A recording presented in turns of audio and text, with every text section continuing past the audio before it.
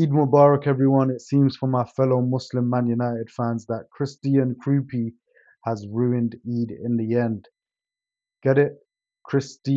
And Christy and Krupi. Yo, don't ask me how I come up with this stuff, man. It's just a gift. Just a gift. Jokes aside, man, shout out to all my Christian brothers and sisters that have also been observing Lent. And before I get into the match reaction, guys, I'm just gonna tell you the stats. I'm gonna tell you the stats. I'm gonna free up the information. This channel has nearly 400,000 views, and I don't even have 250 subscribers. So if you are watching this right now, do me a favor and just press subscribe. Because if everyone that's viewed one of my videos subscribed, yo man, the budget will go up. The budget will go up. You know what I'm saying? But let's get straight into the match reaction. Bournemouth 2, Manchester United 2. It's a disappointing one today, man. It's a disappointing one, but at the end of the day, when it boils down to it, I will take the point when you zoom out. But let's get into this because there's a few very important topics that need to be discussed today. Now, honestly, we actually had a very positive first half. If it looked like anyone was going to score in that first half, it was going to be Manchester United. We had some really good chances. Bruno Fernandes with a very good chance at the end of a very good move. Amad Diallo, a very good chance at the very beginning of the game where he chopped the defender and had a really good strike with his right foot. And there was another chance where he really should have done better. He was in acres of space on the right hand side. The ball was played to him and he's missed the ball, and now the ball's gone out wide. Like he's missed the touch completely, which was very poor from Ahmad. We will get to talking about Ahmad and another player too in that regard. But then we get to the second half, and now I want to talk about the first topic, Cunha. Cunha, Bruno. What a top performance from Cunha and Bruno, literally, like, to win that penalty, because it was thinking we come out in the second half and it looks like, all right, cool, are we gonna get over the line, are we gonna get this goal that we deserve?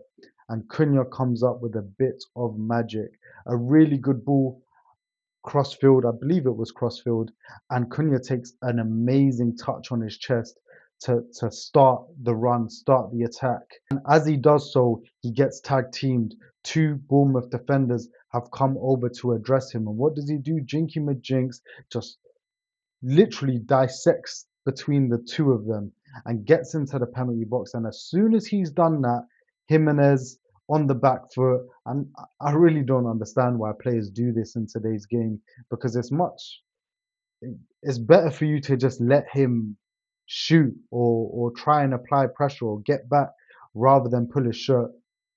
Jimenez goes to pull his shirt, and it's so obviously a penalty. Cunha again winning us a penalty, because this isn't the first time he's done so. And who steps up? Bruno Fernandes again, cool, calm, collected. And I always say the one criticism I have of Bruno till this day is that, in cup finals and big games, he doesn't seem to turn up. But whenever it comes to these type of games, I always say, Bruno, I have no doubt that he will score this penalty. And that's exactly what he does. Cool, calm, and collected. Sends the keeper the wrong way. 1-0 Manchester United. But definitely Cunha. There was so many passages of play where he got the ball and he made things really dangerous, especially just in terms of keeping the ball and making things happen. That's something that I typically say that only Ahmad really has that gene in our team. But Cunha actually showed that today.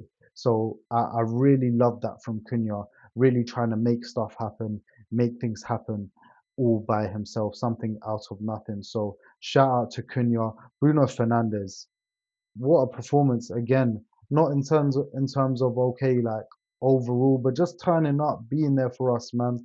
Because he scores the penalty, cool, calm, and collected. And when Bournemouth get their equaliser, who's there with another really good corner, a really good cross into the box with top quality.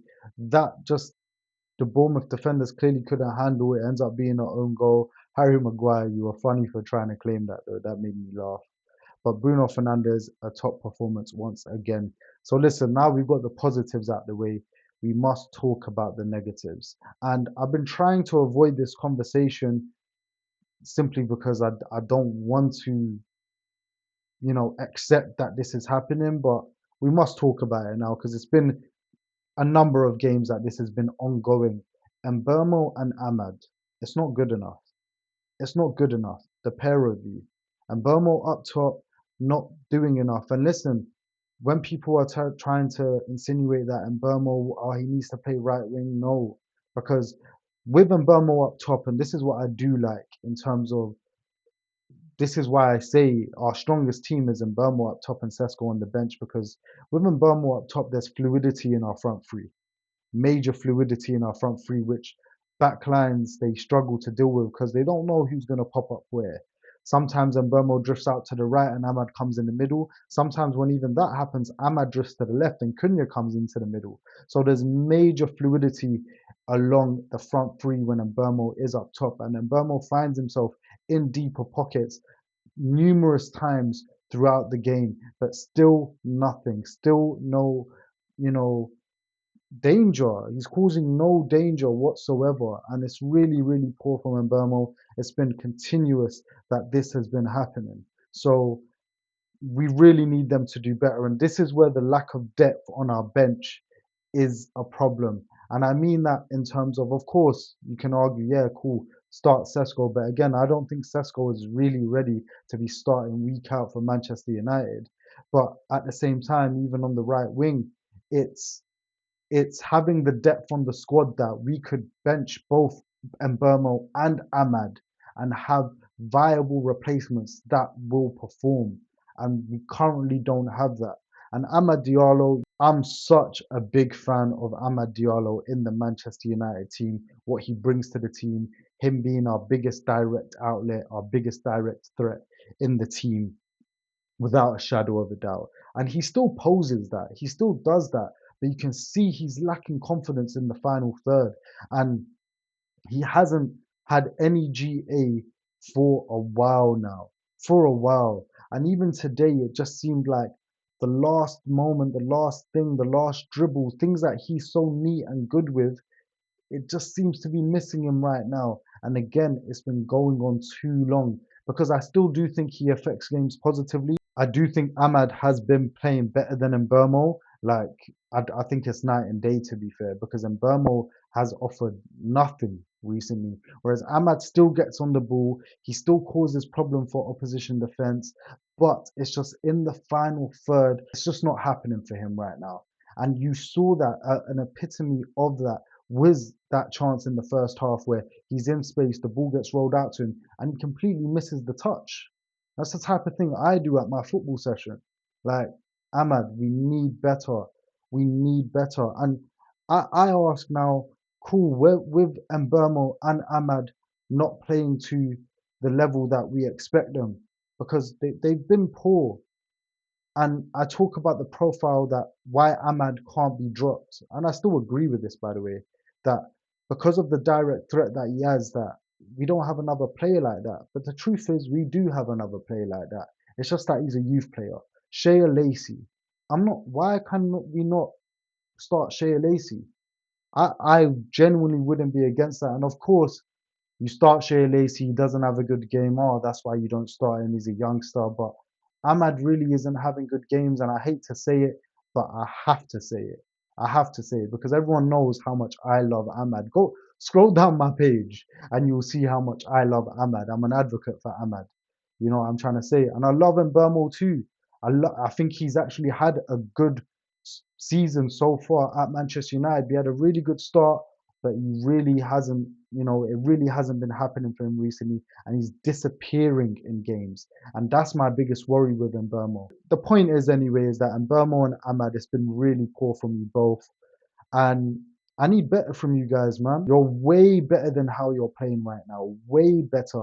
And you can cause so much more chaos for the opposition than you're currently doing.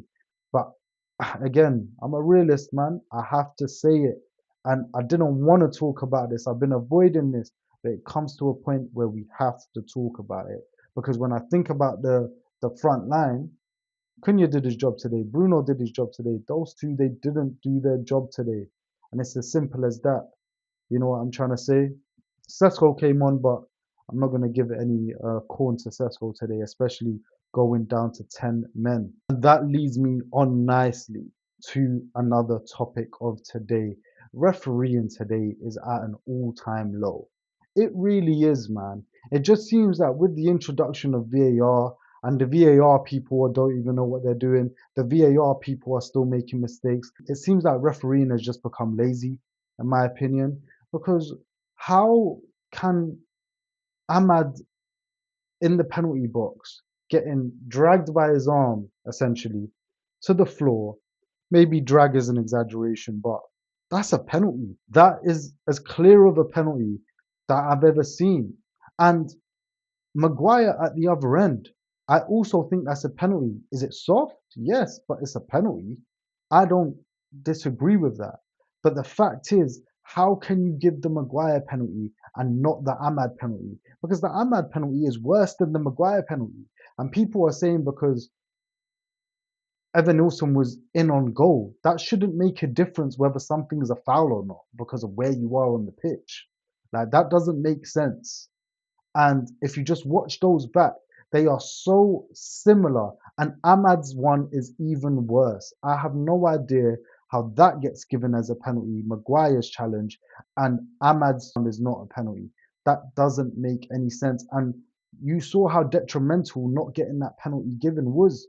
Ryan Christie goes to the other end, a really, really nice move from Bournemouth, and he gets on the end of it. And I have to say it, I'm a realist. Go down my page, you guys know how much I love Casemiro, and I don't think he had a bad game today, but he got dragged in by the man on the ball. He left Ryan Christie. The ball came to Christie, and Christie does a very neat finish into the bottom corner. But that Christie goal should never stand. We should have a penalty and it should be 2-0. And I'll be honest, if it's 2-0, I think we go on to win this game. I really do, man. And it's just poor refereeing. Every single week in the Premier League, we see absolutely shocking refereeing in one way or another, whether it's VAR, the VAR people haven't got a clue what they're doing, or the referee on the pitch is making bad decisions. It's time and time again. And oh, I'm actually sick of it, man. It's absolutely ridiculous. What do you guys think about these penalty decisions? Do you think the referees made the right decision? Do you think those decisions are similar? Because yo, man, absolutely ridiculous. Absolutely, it's just a joke, to be honest with you. The boy Maggie, man, Maguire, he gives away the penalty, and it was very soft. I do still think it is a penalty because you haven't gone for the ball at all, and you've obstructed the man. Likewise, like I feel like it's the same exact thing for the Ahmad penalty. But Maguire, on the day that he gets recalled to the England squad, shout out the boy Maggie, by the way, congratulations, my guy. But he gets a red card. We go down to 10 men. Up steps Krupi Jr. and he tells Evan Nilsson, "Nah, bro, I'm taking this." Evan Nilsson won the penalty, but bro, I'm taking this. And what an amazing penalty. Cool, like so confident with that finish, man. Krupi Jr., is he the most underrated teenager in world football? He's got 9 Premier League goals and he's got so many of them off the bench. He's got 9 Premier League goals and I believe it's 126 minutes per goal. That is an amazing return. If you look in comparison to other players in the Premier League, that is an amazing return. It might even be the best.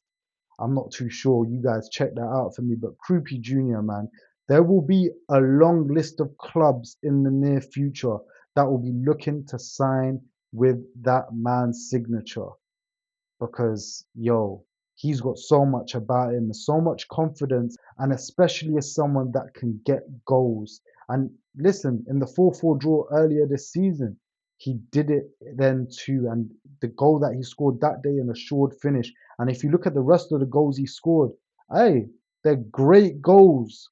Proper good goals, bangers. So Krupi Jr., shout out to you, man, because you're doing amazingly. And at 19 years old, this man is not talked about enough.